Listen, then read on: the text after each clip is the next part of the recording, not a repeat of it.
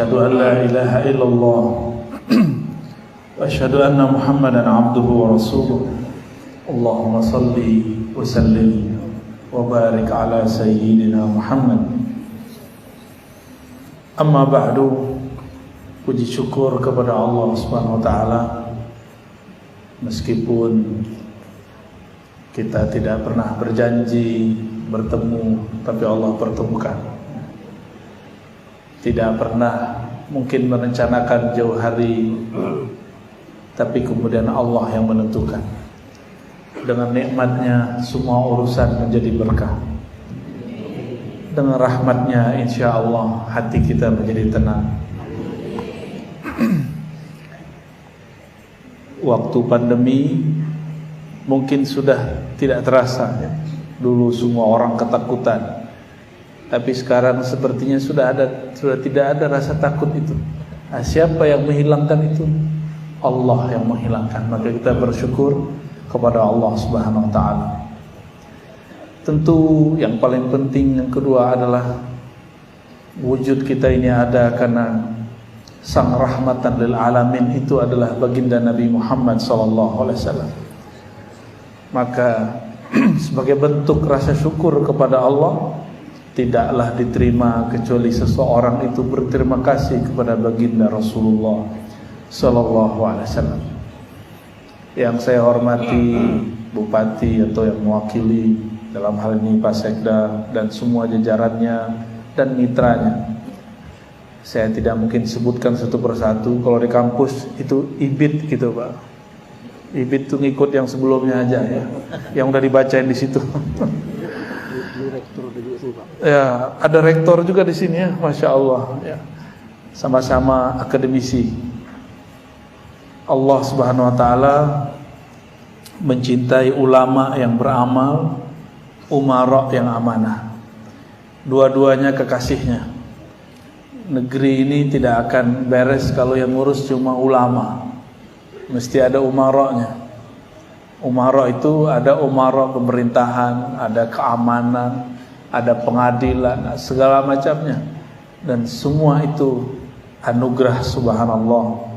Ya subhanahu azza wa jalla wa nas'allaha ay yuwaffiqana ila ma yuhibbuhu wa yardah. Mohon izin, belum kuat berdiri lama Bapak Ibu. Turun mobil, duduk sebentar, naik lagi. Ini perjalanannya agak panjang. Kami dari Kota Padang, Padang Panjang, Payakumbuh, menziarahi orang-orang yang sudah meninggal. Tapi juga yang masih hidup. Jadi kalau guru saya masih hidup, saya kunjungi yang masih hidup. Habis itu kita transit sebentar ke Kampar dulu. Sampai di Kampar pun kami ziarah. Ada dua orang.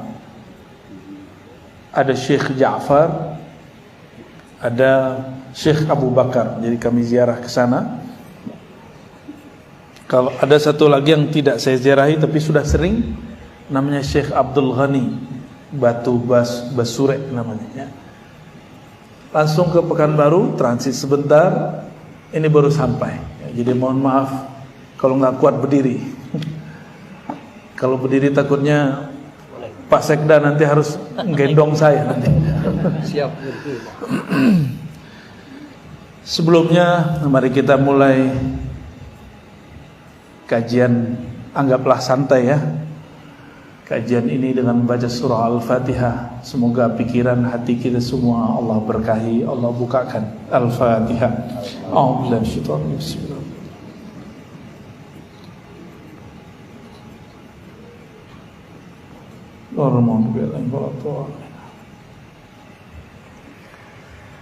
Bapak Ibu yang melakukan Allah, alim ulama, umara yang saya cintai, saya hargai.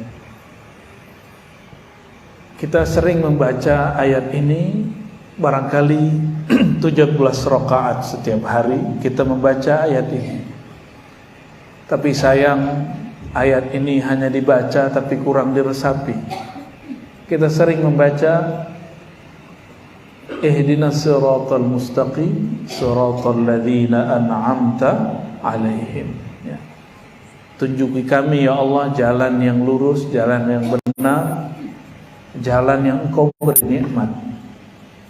Tapi karena didikan dari kecil barangkali kita sering mendengarkan bahwa kalau nikmat itu duit, nikmat itu jabatan, tunjangan, gaji,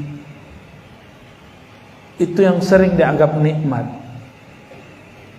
Kita lupa kemudian ayat ini gak berbicara tentang nikmat itu. Ayat ini berbicara tentang nikmat yang lain. Ternyata nikmat itu ada dua jenis. Ada nikmat yang zahir, ada nikmat yang batin. Nikmat yang zahir itulah gaji, badan sehat, wajah rupawan, rupawati, pasangan yang baik, anak-anak yang soleh soleha, tempat bekerja yang tidak jauh. Ini mohon maaf kalau tempat kerja Bapak, keluarga di sini Pak. Alhamdulillah. Kalau Bapak kerjanya jauh, Pak polisi juga sama, keluarganya di sini ya. Imam, ada seorang imam kita di Makkah punya kitab, ditulis di kitabnya namanya Syekh Nawawi Al-Battani. Kata beliau, salah satu cara mendapatkan kebahagiaan, nikmat bahagia adalah ayyakuna amaluhu fi baladih. Kerjanya enggak jauh dari rumahnya, kerjanya dekat, jadi dia enggak berpisah dari keluarganya. Jadi kawan-kawan kita yang karena perintah negara harus berpisah, ini perjuangan kebahagiaannya agak tinggi ya. Maka beruntunglah yang masih serumah ya. Yang gak serumah dirumahin lagi ya. Nikmat-nikmat ini, nikmat jabatan, semuanya ini di dalam kitab Al-Hikam Ibnu Athaillah dikatakan Allah ingin menyapamu dengan nikmat pemberiannya. Seakan Allah mengatakan begini, wahai hambaku, berterima kasihlah, bersyukurlah, jangan suka mengeluh. Ini tabiat orang tidak bahagia, itu suka mengeluh. Suka mengeluh itu adalah satu penyakit di kolbu, di hati. Jika dibiarkan, dia akan tambah besar. Tambah jabatan, tambah gaji, keluhannya tambah ya, di depan mungkin nunduk-nunduk, di belakang ngeluh. Nah, itu yang terjadi kebanyakan pada orang yang dapat nikmat zahir tapi tidak dapat nikmat yang batin. Jadi apa nikmat batin itu? Nikmat batin yang paling tinggi itu bernama keikhlasan, ketulusan, kesyukuran. Orang-orang yang bersyukur gak mesti kaya, dapat sedikit dia sudah berterima kasih, dia sudah bersyukur kepada Allah. Maka orang-orang begini, kalau nikmatnya nambah, syukurnya nambah.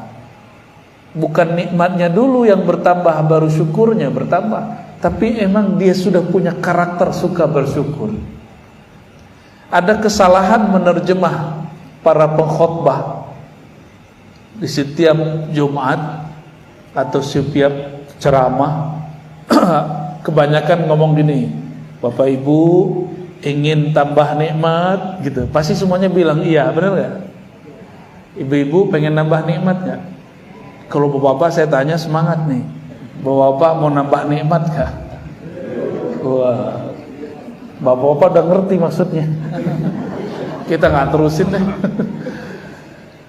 Kalau mau tambah nikmat, syukur, nanti Allah tambah. Ini yang begini, pengajaran begini itu gak paham ayat. Maksudnya apa? Jadi ada dua karakter orang bersyukur. Syukur berterima kasih bahasa kitanya. Ada yang berterima kasih karena diberi, bertambah pemberian. Ada yang berterima kasih, bersyukur karena zat yang memberi, karena sosok yang memberi. Belum nyambung ya? Ya, emang belum nyambung. Yang pertama, kalau tunjangan nambah, syukurnya nambah. Oh, ketemu Pak Sekda, siap terus. Di belakang, tunjangan nambah. Ternyata tunjangannya belum cair-cair 3 bulan. Nyuruh mulu. Tunjangan belum cair. Mulai ngeluh, mulai mengumpat. Ini karakter orang, mohon maaf ya. Saya kan juga kerja. Saya masih dosen, alhamdulillah masih aktif ya. Ada Pak Rektor, saya juga masih aktif. Masih ngajar. 3 hari dalam seminggu saya masih ngajar untuk mahasiswa S2 dan S3. Dulu anak S1 juga kita ngajar, tapi nggak sanggup lagi. Satu semester 6 kelas, bunuh diri.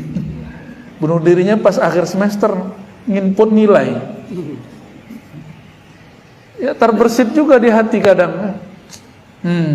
Gaji segini. Tuh, kayaknya kita sama aja deh ya. Tapi saya nggak pernah sampaikan kecuali barusan. Itu cuma mengandai-andai. Karena ketika duduk bersama teman-teman para dosen, rata-rata obrolannya pulus. Duit. Saya melihat-lihat, karena institusi kami institusi yang banyak ustadz dan kiainya, itu saya mikir-mikir, ini beneran ustadz nggak ya? Saya pandang-pandanglah diri, jangan-jangan saya nggak bener ini. Kalau bukan ulama, bukan ustadz, maklum. Tapi kalau dia seorang yang mengerti agama, ini perlu diperhatikan mendalam. Wajar umat kita suka mengeluh. Tambah tunjangan, ada istilahnya Pak Sekda, gaji 13 ya? Iya Pak. Udah cair belum? Udah habis ya? Udah habis kali. Kayaknya seneng. Tambah pemberian, tambah syukur. Kurang pemberian, telat pemberian, tidak bersyukur. Ya. Jika ini karakter kita, berarti kita bukan hamba Allah yang sempurna, yang total.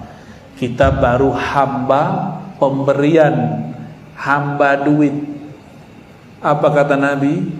Sungguh lelah hamba harta. Dulu harta tertinggi disebut dinar dirham. Ta'iba abdud dinar, ta'iba abdud dirham.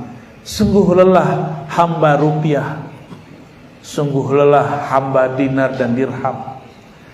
Jadi kalau orang lelah, wajar nggak ngeluh? Nah ini tips bapak-bapak memimpin. Kalau ada orang ngeluh, bawahan kita ngeluh, mungkin dia kelelahan. Apalagi kami di Jakarta itu sering kena macet. Kalau udah macet, apa yang terjadi? Orang ngutuk ngumpat. Yang paling parah, ada motor ngumpat mobilnya baru.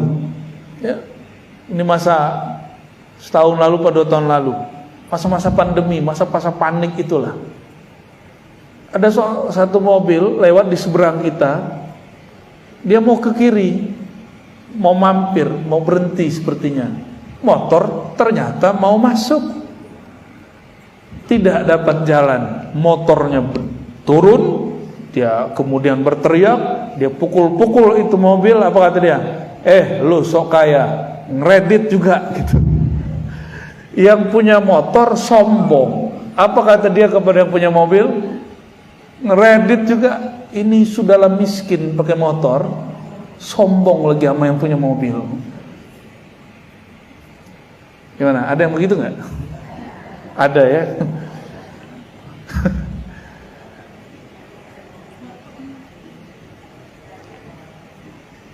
Allah lebih gak suka lagi yang begitu.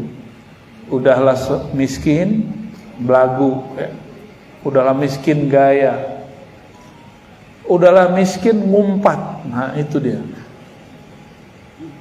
Kita nggak tahu juga apakah yang punya motor itu miskin-miskin amat atau miskin sekali ya.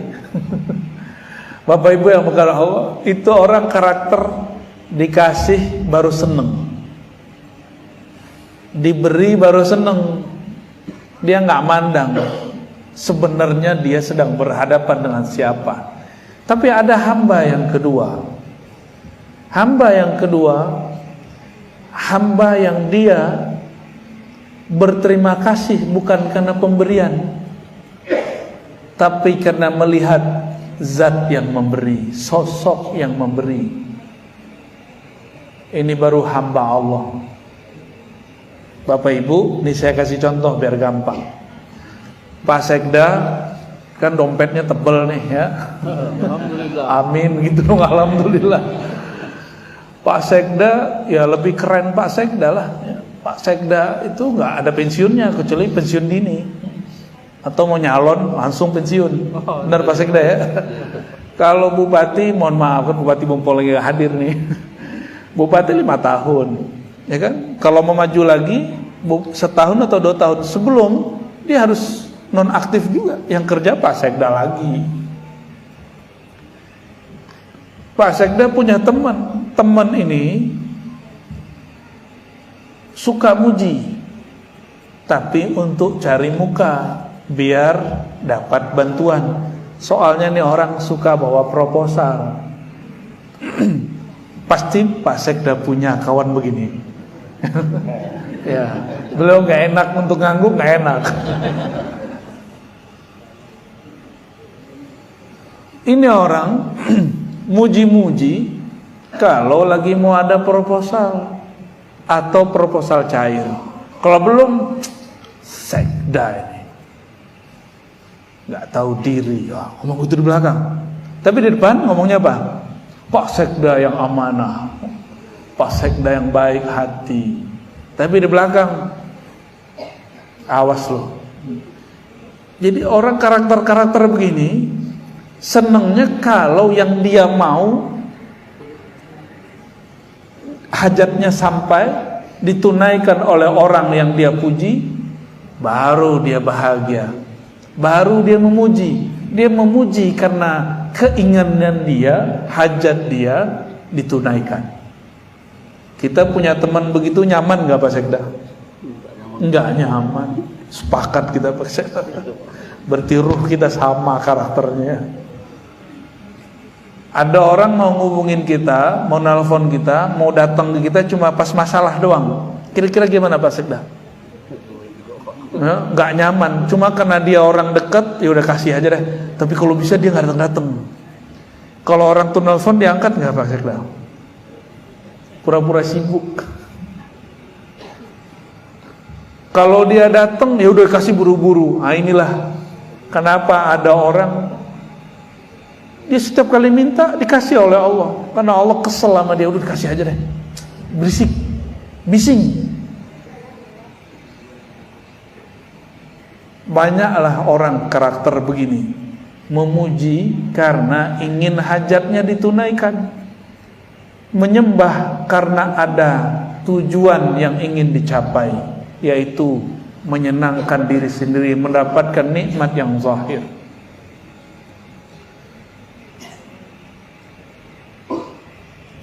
Lain dengan hamba yang kedua.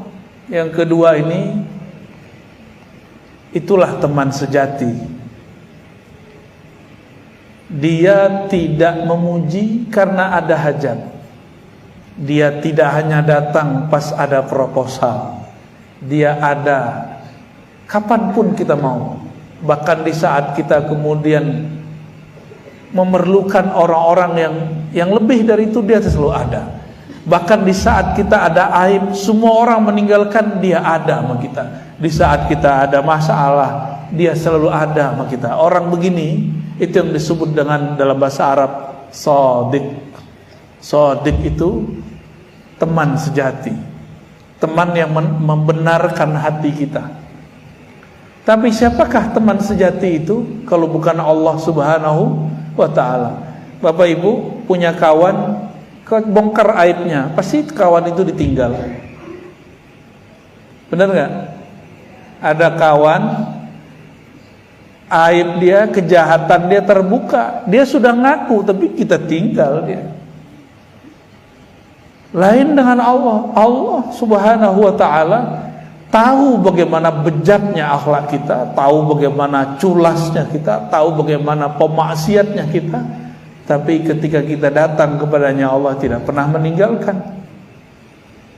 Apa buktinya Allah tidak pernah meninggalkan? Nggak ada orang, istilah kami di Sumatera Barat, mati tagak, ada nggak? Tiba-tiba pas berdiri mati itu nggak ada.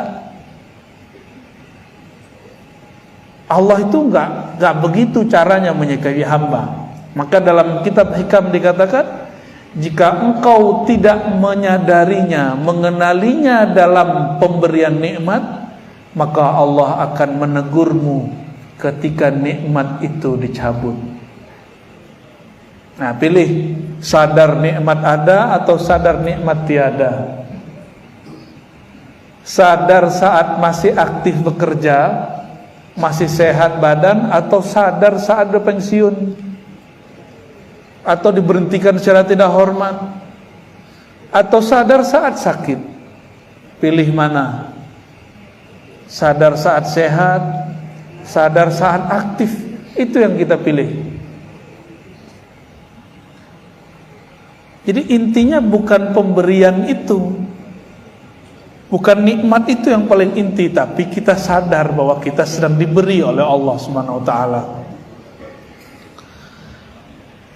Bapak Ibu yang bukan Allah, Allah itu Maha Pencemburu, lebih pencemburu daripada pasangan muda yang baru menikah. Sangat pencemburu. Sangat cemburunya Allah.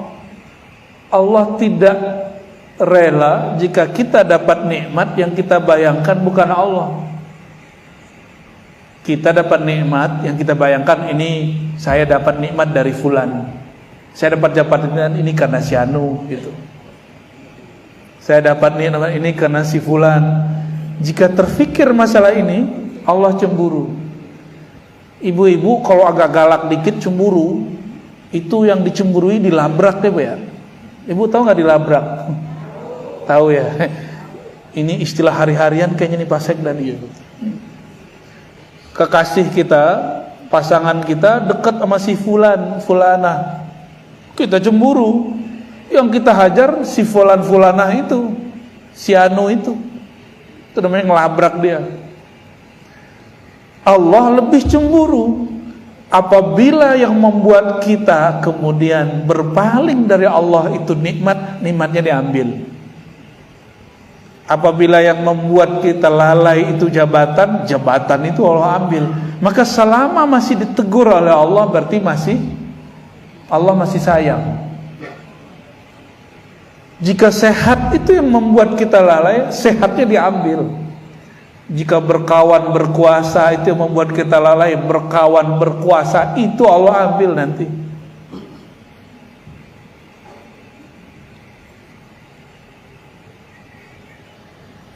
Itu yang disebut di ayat tadi oleh qari kita tadi, wala takunu kalladzina nasullaha fa ansahum anfusahum ulaika humul fasikun, surat Al-Hasyr ya. Janganlah kamu menjadi orang yang melalaikan Allah, yang melupakan jasa-jasa Allah. Kenapa? Allah Maha Pencemburu. Saya sering ketemu pengurus masjid, itu cintanya dengan masjid. Apa yang terjadi ketika dia sudah tidak jadi pengurus masjid? Jasanya masih ada, yaitu masjid direnov, diperbaiki. Ketika dia tidak dihargai, apa omongannya? Itu masjid kalau bukan karena saya nggak jadi. Saking cemburu dan cintanya kepada masjid. Tapi dilupakan oleh orang-orang tertentu. Nah, kalimat-kalimat ini muncul, tapi karena yang berkalam hamba, efeknya tidak begitu. Kalau yang berkalam orang berkuasa, misalnya gini, ada pemimpin, di bawahnya ada orang naik, tapi melupakan atasannya ini. tapi jabatannya belum tinggi-tinggi amat, itu bisa ditendang. Kalau bahasa formalnya apa Pak Sekda? Dimutasikan ya. Wah, itu bahasa keren itu ya, biar gak horor-horor amat. Dipindah tugaskan. Masih mending dipindah tugaskan kalau dicabut. Oleh karenanya kita tidak diperkenankan mencintai nikmat, tapi kita hanya diperkenankan mencintai yang memberi nikmat. Siapa yang beri nikmat? Jadi yang kemudian memberi nikmat jabatan, pekerjaan, itu bukan atasan. Yang ngasih itu mutlak Allah, nggak ada lagi. Karena rezeki itu Allah yang atur dan tidak pernah tertukar. Oleh karenanya Bapak Ibu, mungkin ada yang dia sudah mentok jabatannya, seharusnya dia merasa dapat jabatan A, B, C, D, tahu-tahu orang baru yang masuk. Ini terjadi di semua instansi, baik swasta apalagi negeri. Jangan ngomong begini, saya yang capek ke orang yang dapat. Ini saya di mana-mana dengar begitu, di semua provinsi dengerin orang ngomong begitu, di semua instansi orang ngomong begitu. Maka kita sering nanya kepada jamaah, Bapak Ibu, kalau JNE, POS, apalagi namanya, GNT, apalagi itu ngirim barang, ditulis alamatnya jelas, nyampe nggak? Iya. Mungkin nggak udah ditulis terus nggak nyampe? Hampir tidak pernah. Masa Allah kalah dengan JNE dan POS? Allah Maha tahu, belum kita lahir nama kita sudah Allah tahu. Apa hajat kita Allah sudah tahu. Apa nanti jalan hidup, karir kita Allah sudah tahu. Oleh karenanya Allah tidak akan pernah salah memberikan jalan hidup ini. Jadi nikmat karir, nikmat kerja itu semuanya sudah ada. Gak usah khawatir. Kalau faham bab ini, hilanglah rasa iri dengki. Jadi kalau masih ada iri dengki berarti belum faham bab ini. Kalau masih mengeluh, kok dia bukan saya, kan saya yang berjasa, berarti belum faham bab ini. Ini namanya tauhid rizqiyah. Ini istilah wa mimma razaqnahum yunfikun. Ayatnya sudah hafal semua. Nahnu narzuquka, kami yang memberi rezeki kamu. Kami yang kirim rezeki, rezeki jabatan, rezeki gaji, tunjangan, rezeki apapun itu. Dan Allah tidak akan pernah salah mengirim rezeki. Gimana? Masih mau iri sama orang? Ya. Dan setahu saya, setahu kami, orang yang paling sengsara di dunia itu orang yang paling banyak iri dan dengkinya, terutama masalah nikmat. Kenapa? Karena dia salah faham kepada Allah. Jadi orang iri dengki itu dia bukanlah sedang menyalahkan si hamba yang dia tidak suka. Misalnya nih, saya dengan beliau misalnya pangkatnya sama nih. Ini pangkat apa namanya nih Pak? Pak Kapten ya, Pak Ardin, bener. Berarti 3 balok. Kita nih sama. Pak Ardin sudah lama bertugas, harusnya naik nih. Habis kapten apa Pak? Habis kapten, mayor. Yang dilantik, yang diangkat, yang kemudian naik pangkat saya. Yang lama bekerja belum. Kalau beliau mengikuti was-was kolbunya jiwanya ngomong begini, saya yang lama tugas, kok orang baru yang. Nah, ini saya dengar di semua tempat bekerja Pak. Semoga beliau nggak begitu ya. Di semua lini, di semua departemen.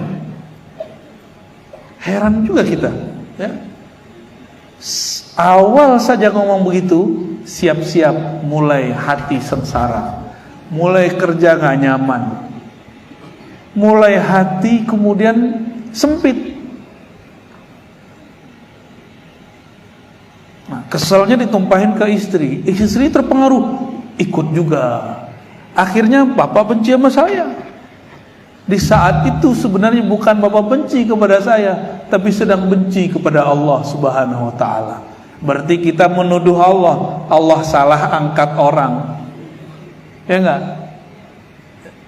Sama dengan tahun lalu, berapa sebelum pandemi, kita udah nyoblos siapa, yang kepilih siapa. Marah-marah, ngamuk-ngamuk. Itu sama dengan menuduh Allah, Allah salah urus negeri ini. Nah, hati-hati. Sifat qanaah ini kemudian gak muncul pada umat Islam. Katanya umat Islam, katanya hamba Allah. Kalau hamba Allah tahu bab namanya qanaah, tahu bab namanya syukur dan sabar. Kalau yang kita pilih, yang kita mau gak terpilih, sabar. Bukan ngamuk-ngamuk, bukan menghujat. Maka orang berkopiah tapi menghujat, kata-katanya kotor, itu bukanlah hamba Allah yang sebenarnya. Itu dia hamba nafsunya.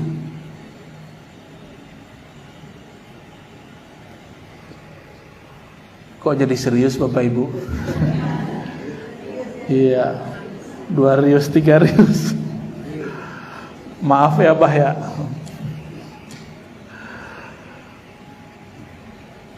Jadi orang-orang iri dengki itu bukanlah dia sedang benci kepada orang yang dia iri, dia sedang menuduh Allah. Itulah kenapa Allah tidak ridho kepada orang yang iri dan dengki.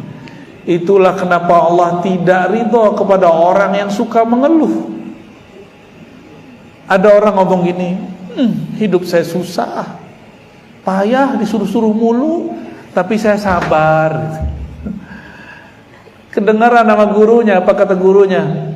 Orang sabar itulah syakwa. Orang sabar itu tidak ada keluhan. Kalau masih mengeluh bukanlah sabar. Gimana? Mulai belajar sabar, kurangi mengeluh. Kurangi mengeluh, siap-siap bahagia. Orang yang tidak mengeluh itu orang paling bahagia sealam semesta.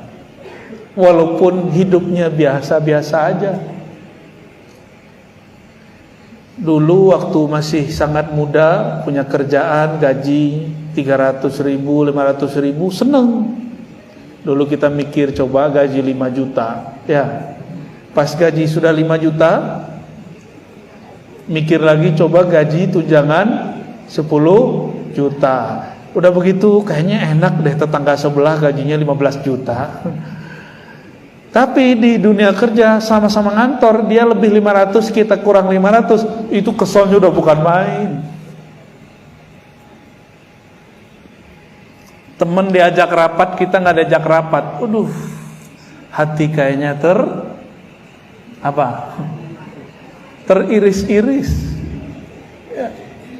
Berarti ada orang di saat diberi nikmat yang zahir, dia tidak menyadari itu nikmat. Justru dia marah, tersiksa. Siksaan itu ada pada apa? Bukan ketika disuruh sit up dan push up atau guling-guling angkat barang. Ketika hatinya gak nyaman, itulah siksaan yang Allah awalkan di dunia. Maka ingat itu, mengeluh adalah siksaan pertama di alam semesta. Setiap kali orang mengeluh, disiksa hatinya. Apa kata mak-mak nih Pak?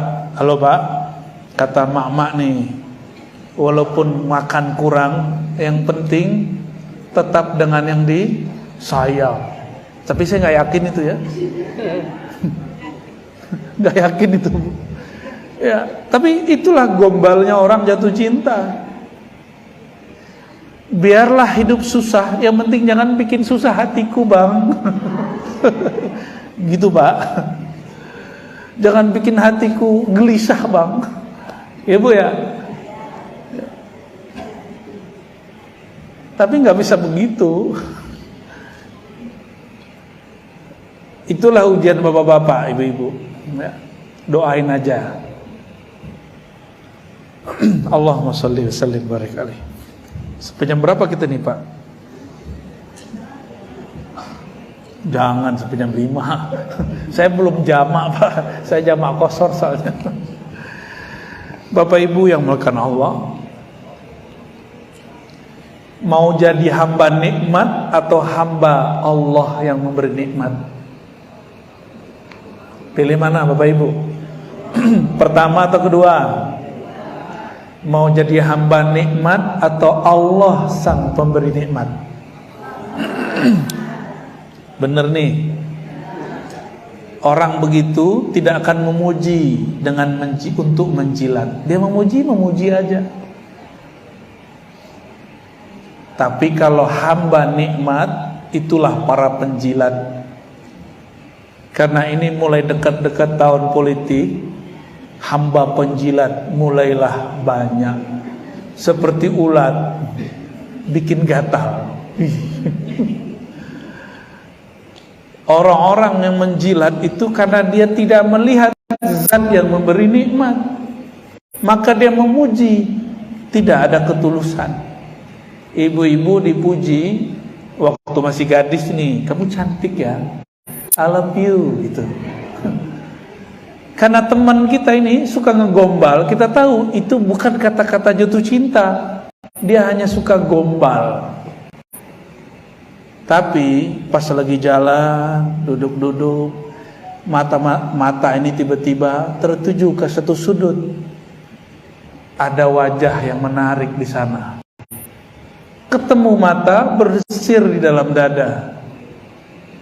Ditanya nama doang melayang.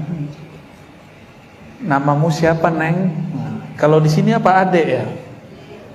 Ade. Namamu siapa? Mau jawab bibirnya udah gemetar duluan.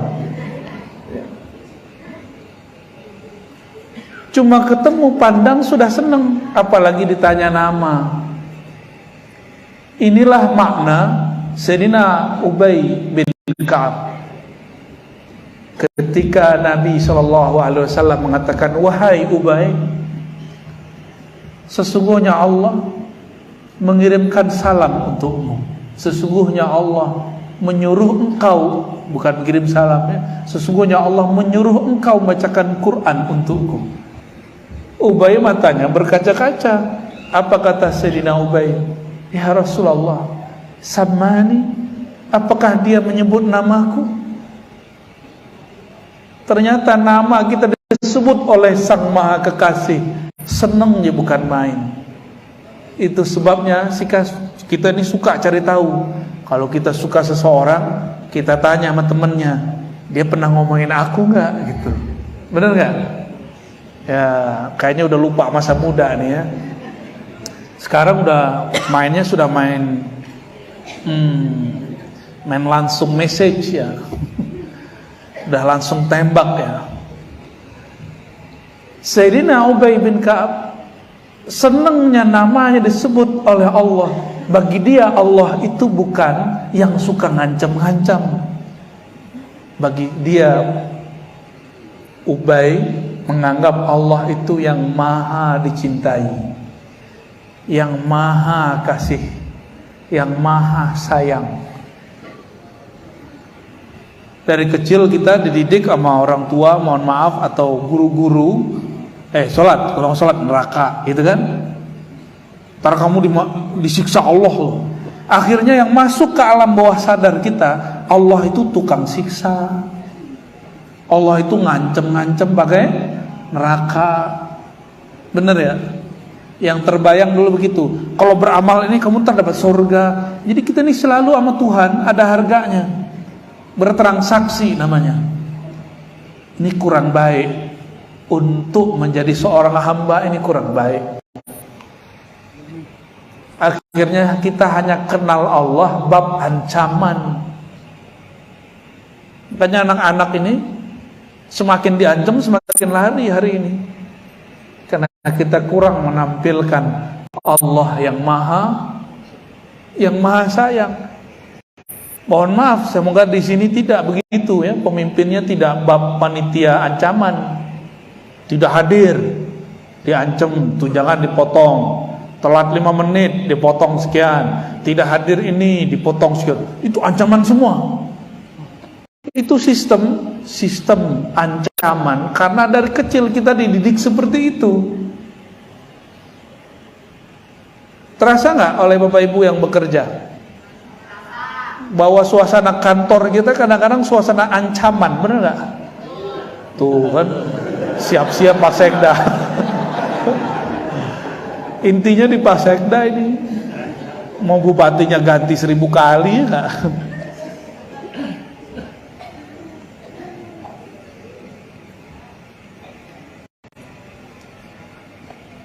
Kita diperhatiin sama orang yang kita suka. Apa yang kita lakukan? Kita siap-siap, bajunya dibagusin, wajahnya di kalau perempuan dibikin cantik, kalau laki-laki dibuat gagah. Sama, ada orang kita nih sungkan, takut ketemu seseorang, maka baju dibagus-bagusin, penampilan pun dibagus-bagusin. Caranya sama, tapi rasanya berlainan. Yang satu penuh bahagia, yang kedua khawatir. Ada rasa-rasa kayak tadi, terancam. Pilih hidup yang mana? Yang pertama atau yang kedua? Ya. Mencari cinta atau menghindari siksa? Mending mencari cinta, karena cinta itu obat semua siksaan, Bapak Ibu. Saya minum dulu ya. Bismillah.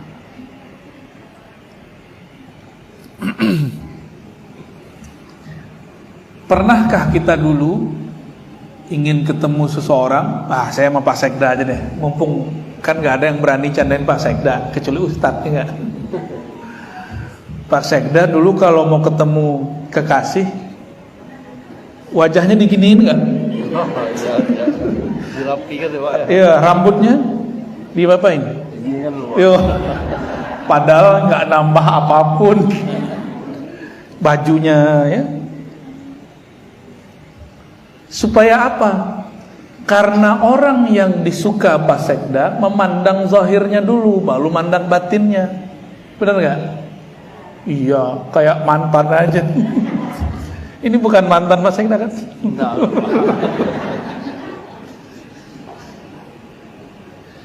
Karena yang hendak dipandang adalah muka, wajah, rambut, dan baju, dan pakaian, maka yang dibagus-baguskan dari ujung rambut sampai ujung kaki.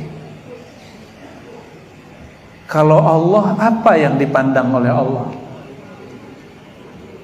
Qalb, hati yang dipandang Allah. Dan Allah mandangnya cuma pas sholat atau setiap saat? Setiap saat. Kolbu ini, kolbu cantik, itu kolbu yang gak ada noda. Noda sombong, noda iri dengki, noda kebencian, noda kelalaian. Nodanya harus bersih, supaya Allah nyaman mandangnya. Tahu gembel gak? Tahu apa tuh gembel? Bukan gombal. Pakaiannya jelek, bajunya jelek, wajahnya amburadul, rambutnya masya Allah, rambut berantakan, itu namanya apa ya? Berantakan aja deh ya. Bau, mau nggak deket-deket dia? Kuat nggak ngelihat dia? Nggak kuat. Apabila ingin mengundang pandangan Allah ke dalam kolbu, mencari perhatian Allah yang maha kasih, jangan biarkan ada bau di dalam hati. Bau iri dengki, bau kesombongan. Jadi mulai siang ini, udah masuk sore ya, coba kita latihan kurangi membenci orang, walaupun dibenci dia. Kurangi ngomongin orang walaupun kita diomongin dia. Saya yakin nih Pak Sekda nih banyak yang ngomongin nih. Iya, pasti banyak. Karena semakin orang naik, semakin banyak ngomongin. Kalau nggak mau diomongin, dibawa-bawa aja. Ya, Pak Sekda pasti nggak mau diturunin. Nggak mau Pak ya? Pasti nggak mau. Nah, Bapak Ibu yang bukan Allah, Maka la in syakartum itu mesti diluruskan maknanya. Jika engkau bersyukur, aku tambah nikmatmu. Bukan mensyukuri nikmat semata, tapi bersyukur kepada zat yang memberi nikmat. Memuji Allah karena Allah memang terpuji, bukan karena ingin diberi. Jangan seperti orang para penjilat, dia memuji karena ada yang dia mau. Maka pujilah Allah karena memang kita ingin menjadi hamba Allah. Begitu juga temanilah kawan kita, teman bekerja, atasan, karena memang dia layak dihormati. Ini yang membuat nyaman. Itulah kenapa Allah itu hanya satu.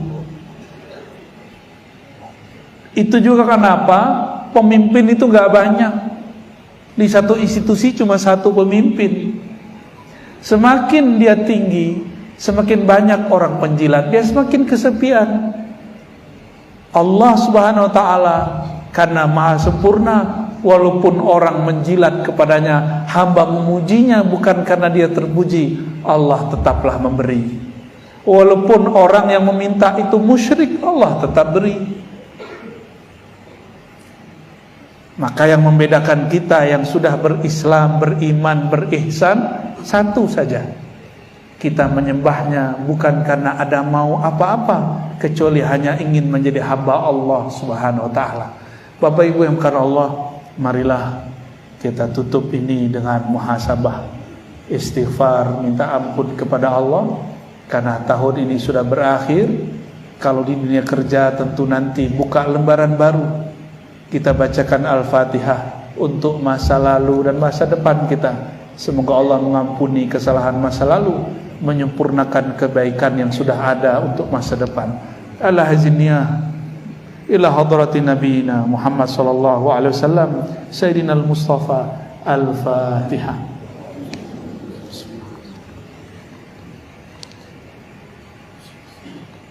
Syiratal ladzina an'amta alaihim. Astaghfirullahalazim. Sama-sama. Astaghfirullahalazim. Ikuti. Ya Allah. Baca sama-sama. Ya Allah, ampuni dosa pandanganku. Ya Allah, ampuni dosa pendengaranku. Mata ini pernah memandang yang haram. Pendengaran ini suka mendengarkan aib orang. Lisan ini ya Allah suka mengata-ngatai orang, membicarakan keburukan-keburukan orang. Astaghfirullah, astaghfirullah. Ya Allah, ampuni dosa tangan kami, kaki kami, perut kami, kemaluan kami, dosa yang kami simpan dari ujung rambut, ujung ubun-ubun sampai ujung kaki. Allahumma ya Allah, pegang dadanya. Di dalam dada ini ada Allah simpan singgasana kalbu. Pegang dadanya ya Allah, ampuni dosa kalbu kami, ampuni dosa hati kami. Ya Allah, ampuni dosa kami masih membenci hamba-Mu. Ampuni ya Allah dosa merasa lebih tinggi daripada makhluk-Mu. Ampuni ya Allah karena kami kurang mensyukuri nikmat-Mu. Allahumma ya Allah, di dalam hati kami, di dalam dada kami ya Allah, masih ada rasa iri kepada hamba-Mu. Maka semenjak saat ini ya Allah, obati kalbu kami ini ya Allah. Sembuhkan dada kami dari iri dan dengki ya Allah. Bayangkan jika ada orang yang kita benci, bayangkan dia pegang dadanya, dada kita semua. Katakan ya Allah, ya Allah, ampuni dosa kami masih benci kepada hamba-Mu.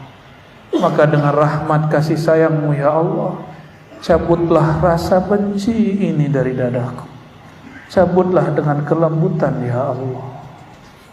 Jika masih ada keluhan di dada kami, hapuslah keluhan ini ya Allah. Jika masih ada luka di hati, obatilah dengan kasih sayang-Mu ya Allah. Lepaskan tangannya.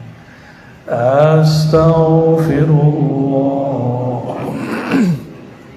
Astaghfirullah.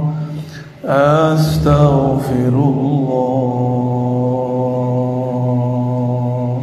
Ya Allah, kami pernah menyimpan maksiat yang tidak kami sadari ya Allah, yaitu kadang-kadang kami menyakiti orang tua kami ya Allah, kurang menghargai kawan dan tetangga ya Allah. Mereka tersinggung tapi kami tidak merasa menyinggungnya ya Allah. Ampunkan dosa kata-kata yang tidak kami niatkan ini ya Allah. Allahumma ya Allah ya Rahmanir Rahim, angkat tangannya ya Allah. Ighfir lana dhunubana wa liwalidina warhamhum kama rabbawna shighara. Ya Allah yang Maha tahu semua dosa-dosa kami, semua aib kami, ampunkan semua dosa kami. Ya Allah, Nabi-Mu mengatakan satu dosa, satu noda dalam kalbu. Maka ya Allah dengan cahaya-Mu, dengan nur-Mu, bersihkanlah noda-noda dalam kalbu kami. Terangilah kalbu yang gelap karena dahulu durhaka kepada Engkau. Allahumma ya Allah, ya Nur, ya Nur. Jika satu kegelapan, satu noda membuat kami gelisah, maka ya Allah, berikanlah setetes cahaya, cahaya Nabi-Mu, cahaya Nabi Muhammad SAW ke dalam kalbu kami, sehingga muncul rasa bahagia, rasa bersyukur, tidak mengeluh, memuji karena Engkau layak dipuji, bersyukur karena Engkau layak disyukuri. Allahumma ya muqallibal qulub, wahai yang membolak-balik hati kami, jika Engkau akan mengubah isi hati kami ya Allah, janganlah ubah menjadi jahat ya Allah. Ubahlah kalbu kami menjadi lebih taat ya Allah. Ubahlah kalbu kami yang penuh dengan kegelapan menjadi cahaya ya Allah, penuh kejahilan menjadi keilmuan, pengetahuan yang melimpah ruah ya Allah. Allahumma ya Allah, Nabi Engkau mengatakan, jika kalbu baik maka baiklah seluruh tubuh, jika kalbu jahat maka jahatlah seluruh tubuh. Maka dengan keagungan-Mu ya Allah yang maha sempurna, perbaikilah kalbu kami yang rusak, sembuhkanlah hati kami yang sakit.